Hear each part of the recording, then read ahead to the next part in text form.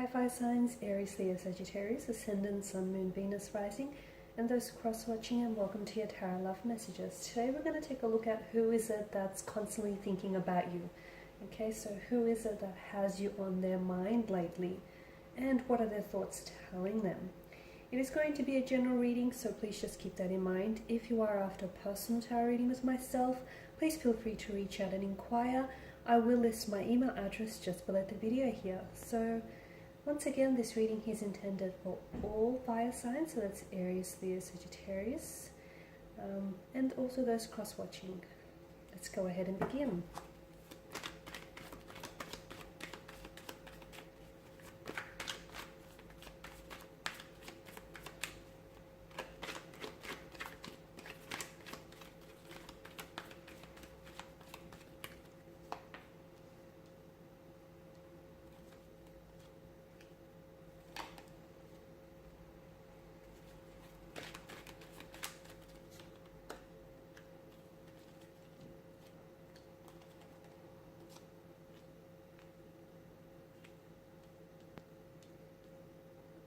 Okay, so who is it that's thinking about you? This person feels deeply connected to you. Okay, now I can see that there is some sort of distance between the two of you. I'm not sure whether this means that there is a separation, like you guys might have been romantically connected in the past, but right now there's some sort of separation or a period of non-communication. For others, maybe this is someone who thinks about you constantly, but hasn't yet reached out or hasn't yet communicated with you just recently, because there seems to be some sort of blockages around this person or around this connection here. Now, this is someone whom I feel like, for a lot of you, you've had a very, well, to put it this way, I feel like with the Wheel of Fortune here, there was a lot of emotional intricacies to this connection, okay? Or there still may be. I feel like it was a very emotionally complicated state of affairs here. Now, this is someone whom you may have had a past with, okay? Someone whom you've had history. Something about this connection and the energies feels like this may have been a soulmate or a soul partner. And even though the two of you may be at a distance, whether it's geographical distance or an emotional distance, this person still spends a great deal of their time thinking about you. Now, this is someone who's doing a lot of reflecting here. In the past, they didn't always make the best choices, okay, and they didn't always necessarily express to you how they truly felt.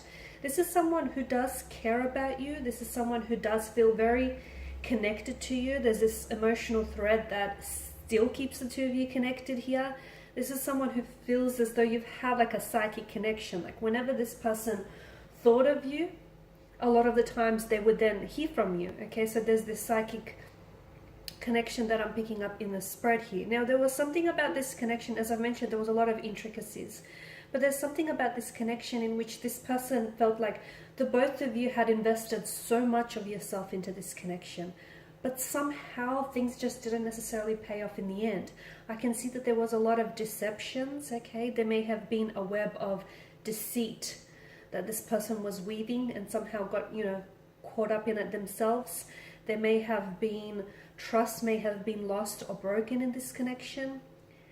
There may have been dishonesty, disloyalty, and maybe those are the very factors that have stunted the growth of this connection. But even though, because swords are a weapon and they're a destructive kind of energy, but they're also governed by mental energy. So this tells us that even though this person here has hurt you, okay, and even though they know that their actions didn't always serve them positively, and it didn't always serve this connection positively, they're doing a lot of thinking right now in a sense where I feel like there's a lot of regrets that they hold.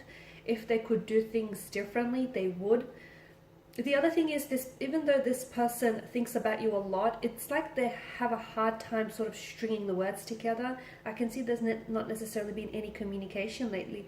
Or if there is communication between the two of you, this person thinks about you so much more than they let on. And I feel like this person's feelings for you are so much stronger than you actually know them to be. So there's a lot that this person is not telling you, and purely because with the Seven of Swords energy, to me it also indicates that this person is not being upfront to themselves about their feelings for you. So things may have ended for you, or you guys may be on a break or a separation right now, but it seems as though their feelings for you haven't necessarily ended. There will be communication here in the future, but for the meantime, I feel like your person here, there's a lot of things that they need to work on themselves here. So some inner work that needs to happen, guys. When they had you, they took you for granted.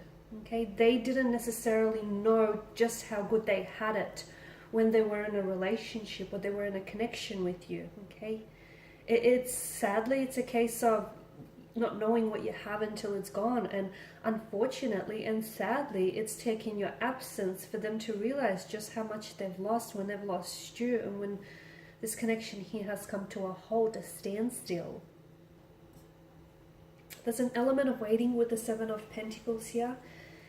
It appears as though this person is waiting either for the right time to reach out and communicate with you, or they're waiting for you to contact them. However, I am seeing that someone here has blocked someone. So if it's them that has done the blocking here, so if they've blocked your number here, or they've blocked you on some sort of platform, you know, social media or WhatsApp or wherever you're blocked, it appears as though they're kind of playing mind games with you, because ultimately the reason why they've blocked you is a cry for your attention. Okay, it's to get you to chase them, or to get you to notice that they're hurting. So there's something going on with their energy, and I feel like even though they might have hurt you in the past here, I feel like this person still loves you.